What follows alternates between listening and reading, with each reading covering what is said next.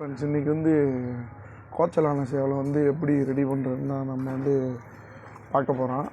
கோச்சலான சேவலை வந்து அதாவது கோச்சலாகிறது வந்து 2-3 விதம் இருக்குது.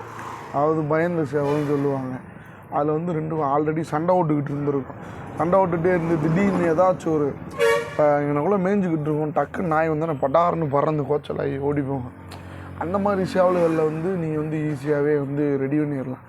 வந்து ஏன் பந்தயம் அடித்த சேவல்களுக்கு கூட கோச்சலாகிற இது இருக்குது. நல்லா சண்டை விட்டுக்கிட்டு இருக்கும், அப்படியே வந்து கோச்சலாகுது.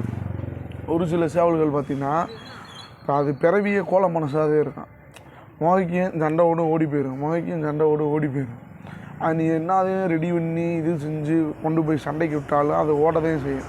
இப்போ திடீர்னு நல்லா இருந்த சேவை, நல்லா இனவெளியான சேவை, சண்டை ஓட்டுக்கிட்டு இருந்த சேவை வந்து திடீர்னு வந்து பயந்துருச்சு, கோச்சலாயிடுச்சு அப்படின்னா அதை என்ன செய்யலாம் அப்படின்னா, சேவலை வந்து அப்படியே தனியாக எடுத்துடணும். வேறு எந்த சேவலையுமே நீங்கள் வந்து அது கூட வந்து காட்டக்கூடாது. வேறு எந்த சேவலையுமே அது கூட வந்து காட்டாமல் ஒரு 10 நாள் கூண்டில் அடைச்சி போட்டு, இருட்டு கூண்டு, அதாவது ரிங்கில் போட்டிருக்கீங்கன்னா ரிங்கை சுற்றி துணியை கட்டி விட்ருங்க. துணியை கட்டி விட்டுட்டு சேவலை உள்ளே விட்ருங்க. வைக்கிறப்பையும் மற்ற சேவலை வந்து இதுகிட்ட காட்டவே கூடாது.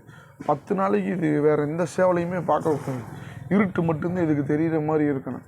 10 நாள் இருட்டிலே போட்டு வச்சு இது செஞ்சு வேறு எந்த சேவல்ட்டையும் காட்டாமல் இருந்தீங்கன்னா சேவை வந்து மனசு கொஞ்சம் கொஞ்சமாக மனசாக ஆரம்பிச்சிடும். ஏன்னா திடீர்னு பயந்துருக்கும்ல, இது மட்டும் தனியாக இருக்கப்போ வந்து என்ன ஆகும் அப்படின்னா, சேவை வந்து கொஞ்சம் கொஞ்சமாக மனசு தேர ஆரம்பிச்சிடும். அந்த 10 நாள் கழித்து எடுத்தோடனே கொண்டு போய் பெரிய சேவலில் விட்டுறக்கூடாது. 10 நாள் கழித்து சேவலை வெளியே எடுத்து ஒரு சின்ன பொடி பட்டாட்டை, மேய்ஞ்சிக்கிட்டு இருக்க ஒரு பொடி பட்டாட்டை கொண்டு போய் விட்டிங்கன்னா சண்டை ஓடும். சண்டை ஓடும் போது என்ன ஆகும்னா, இது வந்து அதை அடித்து ஓட விடுற மாதிரி, அது ஓடும் போது விரட்ட விட்டுருங்க. கொஞ்சம் நேரம் விரட்ட விட்டுட்டு அப்படியே தூக்கிட்டு வந்து மறுபடியும் ரிங்கில் விட்டுருங்க. ரிங்கில் விட்டு அதே மனசோட இப்போ இதை அதை அடித்து ஓடு இருக்கும்ல, அந்த பொடி பட்டை வந்து ஓட ஆரம்பிச்சிடும். ஓடினதோடு அப்படியே தூக்கிட்டு வந்து இதை வந்து ரிங்கில் போட்டுருங்க.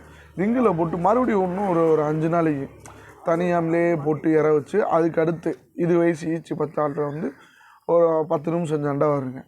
10 நிமிஷம் சண்டை விட்டு மறுபடியும் தூக்கிட்டு வந்து போட்டுருங்க. கொஞ்சம் கொஞ்சமாகவே நம்ம வந்து அதை வந்து சரி பண்ண முடியும். திடீர்னு பயந்து இதான சேவல் எடுத்தோடனே 10 நாள் ரிங்கில் விட்டு மறுபடியும் கொண்டு போய் முழு சேவை பெரிய சேவலை போட்டிங்கன்னா அது அடிக்கிறப்ப திடீர்னு பட்டன்னு பறக்கிறப்போ வந்து இது ஸ்லோவாகவே செய்யும். வேறு எதுவுமே பண்ண முடியாது. இதனால் மறுபடியும் பயத்துக்கு வந்துடும். அதனால தான் கொஞ்சம் கொஞ்சமாகவே சரி பண்ண முடியும். உடனே வந்து நம்ம வந்து சரி பண்ணவே முடியாது. இந்த மாதிரி இருக்கக்கூடியதை வந்து நம்ம உடனே சரி பண்ண முடியாது. கொஞ்சம் கொஞ்சமாக சரி பண்ணி தீனி வச்சு நல்லா பாதாம், காலையில் வந்து முந்திரி, பாதாம், அத்திப்பழம் இதெல்லாம் கொடுத்து நல்லா ரத்தம் ஊறுறதுக்கு உண்டான இதாக கொடுத்து சேவலை வந்து நல்லா ஊட்டச்சத்தை வந்து கொண்டு வந்து நல்லா தேய்ப்பு போடுது. சேவை நல்லா தேய்ச்சி வந்து ரெடி பண்ணி வைங்க. நான் இப்போல்லாம் பார்த்தீங்கன்னா வரிசையாக டோர்னமெண்ட் நடந்துக்கிட்டே இருக்குது.